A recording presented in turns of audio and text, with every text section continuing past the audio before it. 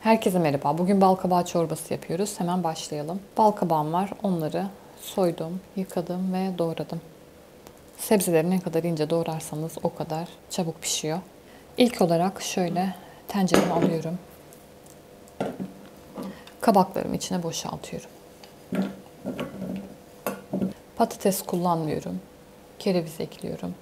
Onları da yıkadım, doğradım. Aynı sertlikte olan sebzeleri aynı incelikte doğrarsanız aynı zamanda pişecektir. Aksi durumda sebzenin bir kısmı pişerken diğeri pişmiyor. Ve son olarak sarımsak ve soğanım var. Burada bir diş sarımsak. Bunları da ekliyorum. Soğanları da üstünkörü doğradım. Üzerini geçecek değil, geçmeyecek kadar su koyacağız. Suyu her zaman kontrolle ekliyoruz. Çünkü fazla su olunca çorbanın tadında, hele de krema kullanmıyorsanız çorbanın tadı çok yavan oluyor. Daha çok su tadı alıyorsunuz. Bundan dolayı suyu her zaman az ekliyorum. Çünkü sonradan ilave edebilirim. Böyle bir ölçüde suyum var. Üzerini geçmeyecek kadar katacağım.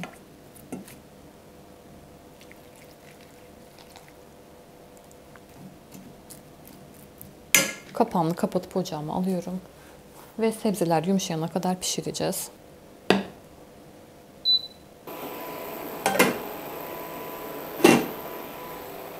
Kaynadıktan sonra 8 dakika haşladım.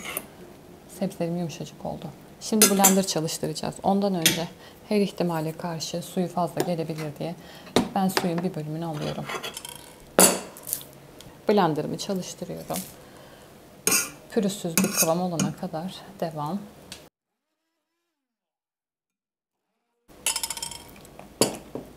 Fazla gelmemiş suyu ve tekrar ekliyorum onu.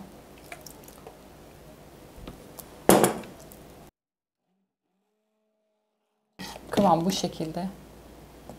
Püreden yoğunluğu çok az, daha az ya da hemen hemen aynı sayılır. Şöyle bir miktar kaymak ekliyorum. Genelde yoğurt yapmadan önce sütün kaymağını alıyorum ve difriz atıyorum. Böyle durumlarda krema yerini kullanabiliyorum.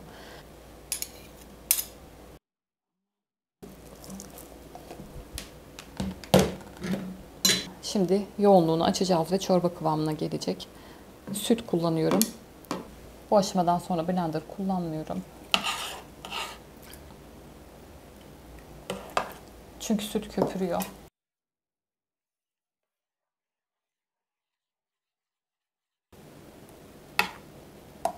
Kıvam bu şekilde. Tuz ve karabiber.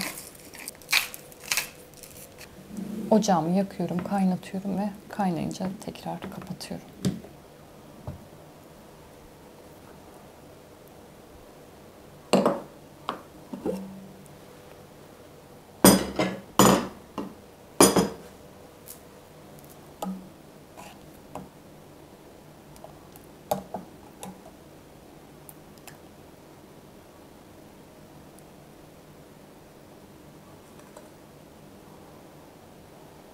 Biraz süslüyorum üzerine.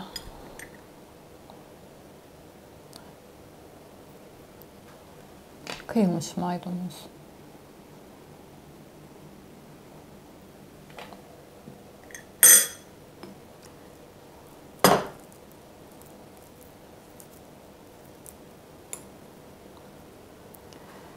Biraz susam.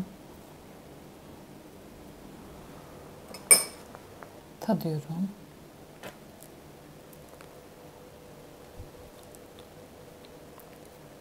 Tek kelimeyle çok iyi. Gerçi iki kelime oldu ama kanalıma abone olmayı ve tariflerimi beğenmeyi ve paylaşmayı unutmayın. Afiyet olsun, hoşça kalın.